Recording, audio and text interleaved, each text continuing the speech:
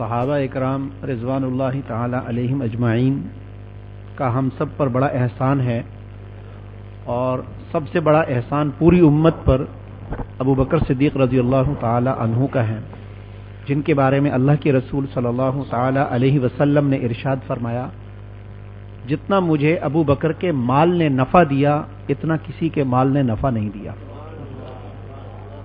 اور سب کے احسانات میں ادا کر چکا ہوں، ابو بکر کے احسانات کا بدلہ تو اللہ ہی اتارے گا۔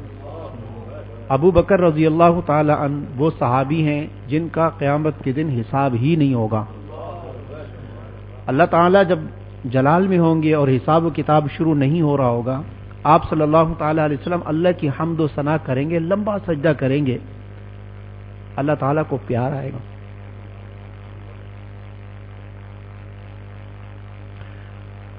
حدیث میں آتا ہے، مفہوم عرض کرتا ہوں، اللہ تعالیٰ ارشاد فرمائیں گے، ارفع رأسک، اے محمد صلی اللہ علیہ وسلم آپ اپنا سر اٹھائیے، کہیے، مانگیے، کیا مانگتے ہیں آپ؟ ہمارے پیارے نبی فرمائیں گے، اے اللہ امت پریشان ہے، بس آپ حساب کتاب شروع کر دیں۔ ایسی پریشانی ہوگی کہ نفسا نفسی کا عالم ہوگا، کسی میں جرأت نہیں ہوگی کہ وہ اللہ تعالیٰ سے یہ لفظ کہہ سکے کہ یا اللہ حساب شروع کر دیجئے، حساب ہی شروع نہیں ہوگا۔ عجیب 50,000 سال کا دن ہوگا، ہر شخص اپنے اپنے گناہوں کو یاد کر رہا ہوگا، ڈر رہا ہوگا، گھبرا رہا ہوگا۔ انبیاء علیہم الصلوۃ والسلام کا حال بھی یہی ہوگا۔ اللہ کے نبی فرماتے ہیں، میں اللہ تعالیٰ کی ایسی حمد و ثنا کروں گا کہ کسی نے کی نہیں ہوگی، اور وہ اللہ تعالیٰ مجھے اسی وقت سکھائیں گے۔ اور پھر جب اللہ تعالیٰ پوچھیں گے، ارفع رأسک، سر اٹھائیے اور کہیے، مانگیے، کیا کرنا ہے؟ ہمارے پیارے نبی فرمائیں گے، اللہ حساب کتاب شروع کر دیں، پریشان ہے امت۔ اللہ تعالیٰ جلال میں ہوں گے، اللہ تعالیٰ پوچھیں گے حساب کتاب کہاں سے شروع کروں؟ تو آپ صلی اللہ تعالی علیہ وسلم حضرت ابو بکر صدیق کو پکڑ کے آگے کریں گے اور فرمائیں گے یہاں سے شروع کریں۔ اللہ تعالیٰ کا غصہ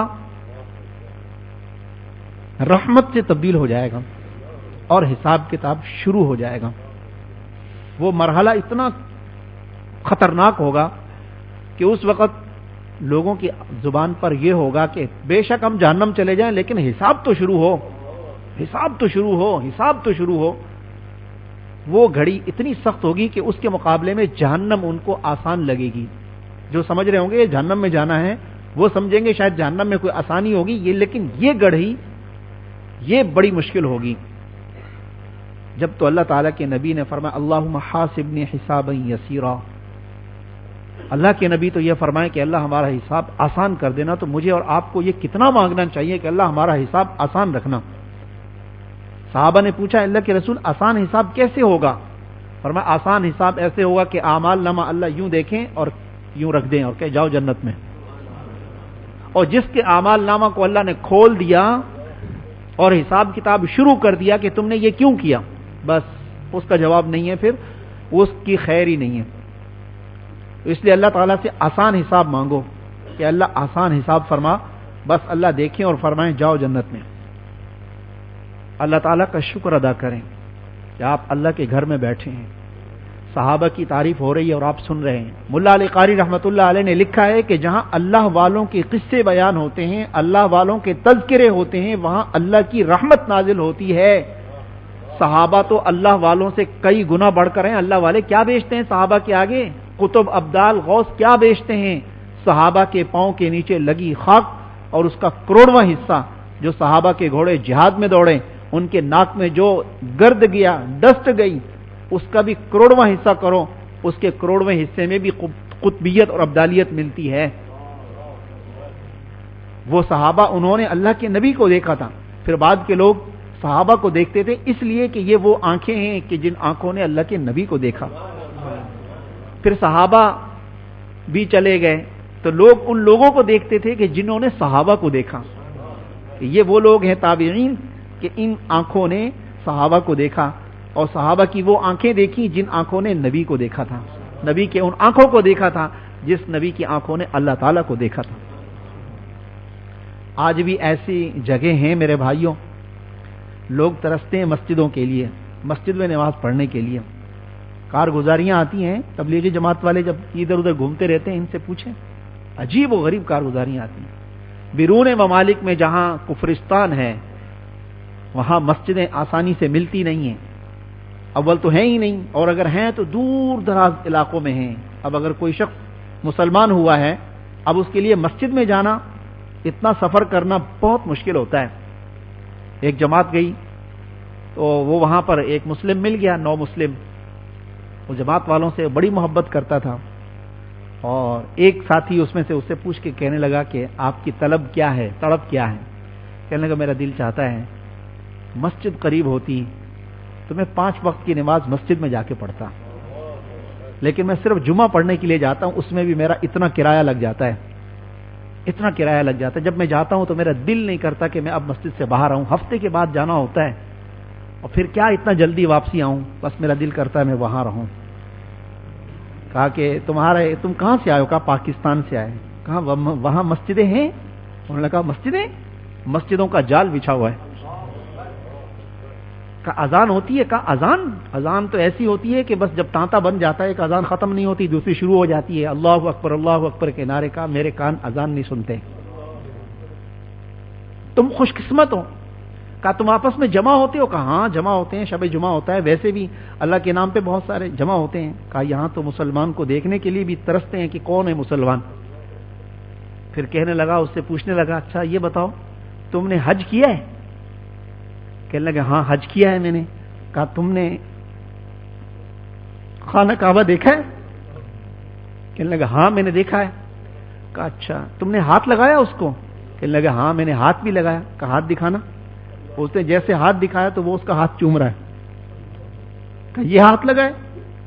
کہنے لگا ہاں. ہاتھ ہی نہیں چھوڑ رہا، وہ ہاتھ چھوڑ ہی نہیں رہا.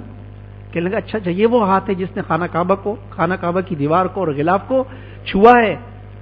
ہم تو بس تصویر ہی دیکھ سکتے ہیں، باقی تو اللہ تعالیٰ چاہے گا تو پہنچ جائیں گے. ایسی طلب ان میں، ایسی تڑپ. آج مسجدیں ہیں، ہم آتے نہیں ہیں. دین کی بات ہوتی ہے، ہم سنتے نہیں ہیں.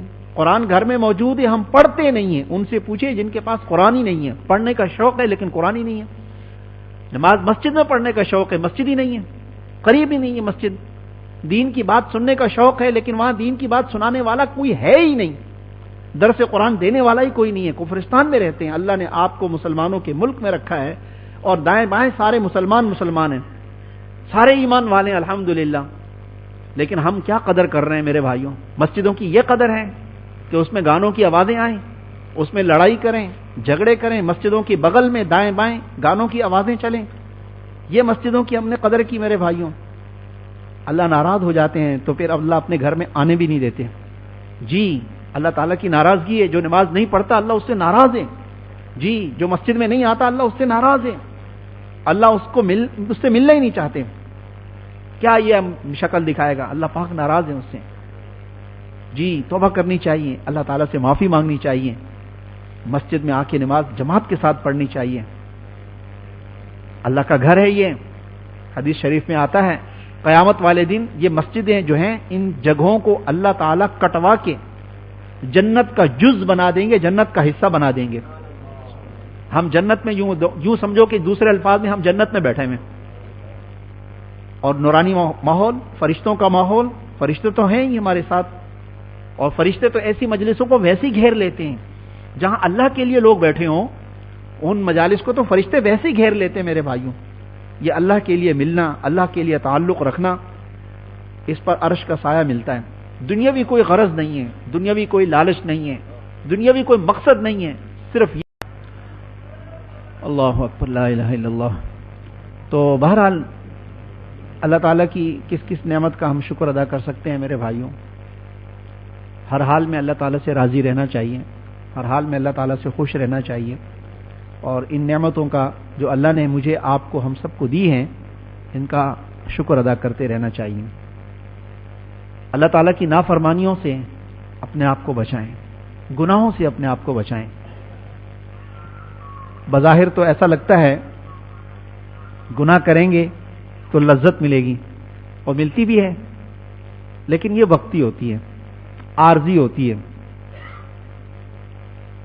لیکن اس کے بعد ایک تکلیف شروع ہوتی ہے. اس کے بعد ایک پریشانی شروع ہوتی ہے. اس پریشانی اور اس تکلیف کو دنیا کا کوئی ڈاکٹر دور نہیں کر سکتا, کوئی سائنسداں اس کو دور نہیں کر سکتا. اس تکلیف کو اگر آپ دور کرنا چاہتے ہیں, اس غم کو اگر آپ ختم کرنا چاہتے ہیں, اس پریشانی کو ختم کرنا چاہتے ہیں, تو مولا کو راضی کریں, اللہ کو خوش کریں. یقین جانیے وہ پریشانی ختم ہو جائے گی. دل میں اللہ تعالیٰ ایک خوشی عطا فرما دیں گے, دل میں اللہ تعالیٰ ایک راحت اور ایک فرحت نصیب فرما دیں گے دلی اعتبار سے. جو نیک لوگ ہوتے ہیں, اللہ والے ہوتے ہیں, غم ان پہ بھی آتے ہیں. انبیاء پر بھی آئے ہیں غم. غم آنا یہ مردودیت کی نشانی نہیں ہے, اور نہ ہی کوئی اس بات کی علامت ہے کہ جس پہ غم اور تکلیف اور مصیبتیں آ رہی ہیں تو وہ نعوذ باللہ وہ جو ہے نا غیر مقبول ہے, اللہ تعالیٰ کے یہاں مقبول نہیں ہے. ایسا بھی کچھ نہیں ہے. انبیاء علیہ الصلوۃ والسلام اللہ کے پیارے تھے, کائنات میں ان سے زیادہ پیارا اللہ کا کوئی نہیں تھا, لیکن ان پر بھی آزمائشیں آئیں, تکالیف آئی, غم آئے, تو آئیں گے. اللہ تعالیٰ نے بھی قرآن پاک میں کہا وَلَنَبْلُوَنَّكُمْ بِشَيْءٍ مِّنَ الْخَوْفِ وَالْجُوعِ, ہم تمہیں آزمائیں گے, ہم تمہیں آزمائیں گے. وَلَنَبْلُوَنَّكُمْ ضرور آزمائیں گے. بِشَيْءٍ, ایک تو اللہ نے با داخل کیا, ٹھیک ہے, پھر تنوین داخل کر دی. با کا مطلب یہ ہے کہ اللہ نے کہا بس شے کا بھی بس تھوڑا سا, اور شیء میں جو تنوین ہے, تنوین بھی تقلیل کے لیے, یعنی اس تھوڑے کا بھی تھوڑا, معمولی سا آزمائش. آزمائش ہوگی ضرور. اور پھر آگے کیا کہا سارے بتایا اللہ تعالی نے, گھاٹا بھی ہوگا, نقصان بھی ہوگا, اولاد مرے گی, رشتہ داریوں میں بھی کمی آئے گی, سب کچھ ہوگا. اور آخر میں کیا کہا وَبَشِّرِ الصَّابِرِينَ, خوشخبری تو صبر کرنے والوں کے لیے جو صبر کریں گے. صبر کی تفسیر کیا ہے؟ صبر کی تفسیر 3 تفسیریں ہیں. الصبر فی المصیبہ, سب سے پہلی تفسیر تو یہ ہے کہ مصیبت کے وقت صبر کریں, انا للہ و انا الیہ راجعون پڑھیں.